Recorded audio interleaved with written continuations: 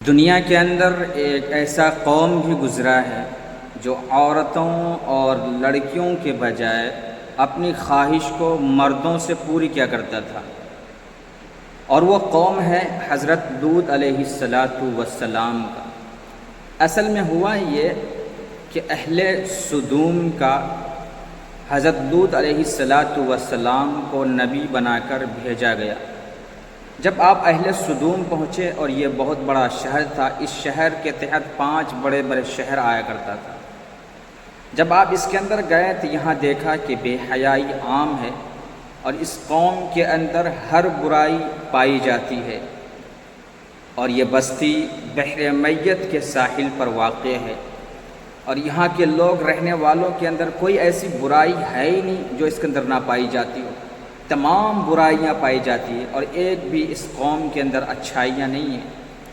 تو حضرت لوط علیہ السلام اس قوم کو دعوت دینے لگے، نصیحتیں کرنے لگے کہ اللہ کو مانو اور اس برے فعل کو چھوڑ دو، کیونکہ اللہ تعالیٰ نے اس چیز کے لیے ہمیں عورتوں کو پیدا کیا ہے۔ اپنی خواہش کو عورتوں کے ساتھ پوری کیا جائے، نہ کہ مردوں کے ساتھ۔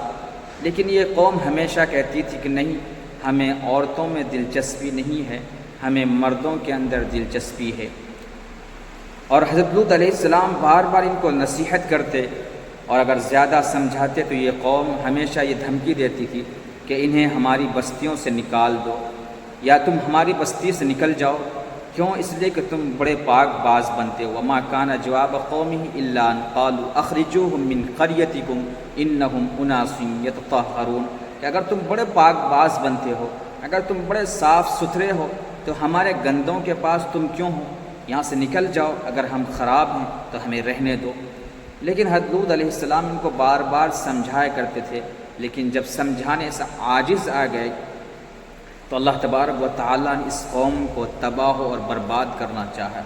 تو اللہ تعالیٰ نے آسمانی فرشتے کو بھیجنا شروع کیا، اور آسمانی فرشتے حضرت ابراہیم علیہ السلام کے پاس آئے مہمان بن کر انسانی شکل میں، اور خوبصورت انسانی شکل میں حضرت ابراہیم علیہ السلام کے پاس آئے۔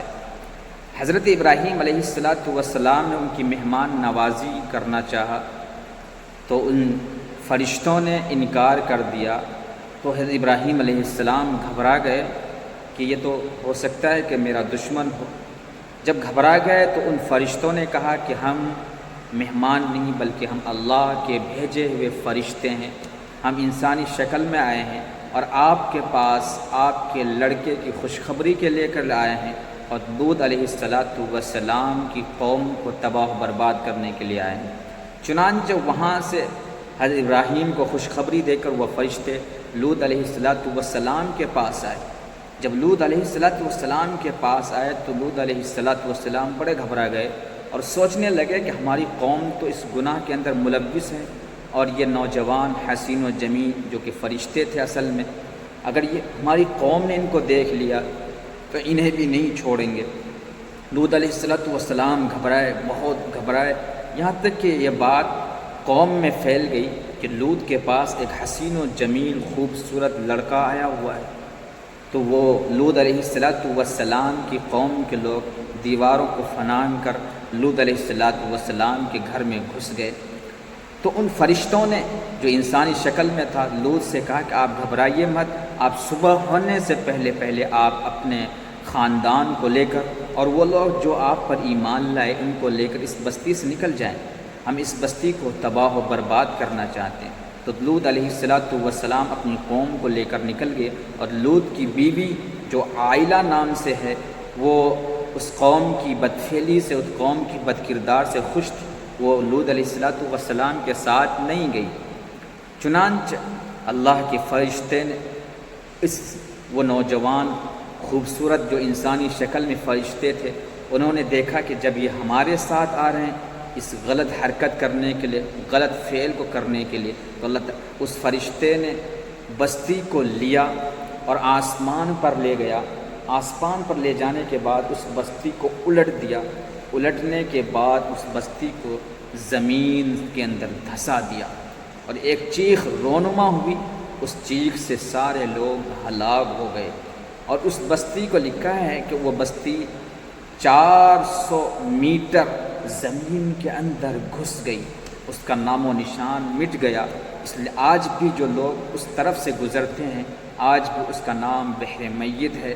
کہا جاتا ہے کہ وہاں کوئی سمندر نہیں تھا، لیکن جب ان فرشتوں نے ان پر عذاب کیا، پتھروں کی بارش برسائی اور اس بستی کو پلٹ دیا، تو اس کے اندر سمندر ہو گیا، جو آج تک وہ سمندر موجود ہے اور وہاں نام و نشان موجود ہے۔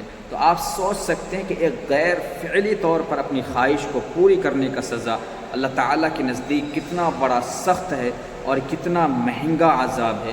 اس لیے اگر ہم اس طرح کی حرکت اور اس طرح کی غلط چیزوں کو کرتے ہیں تو ہمیں چاہیے کہ ہم اس چیز کو چھوڑ دیں۔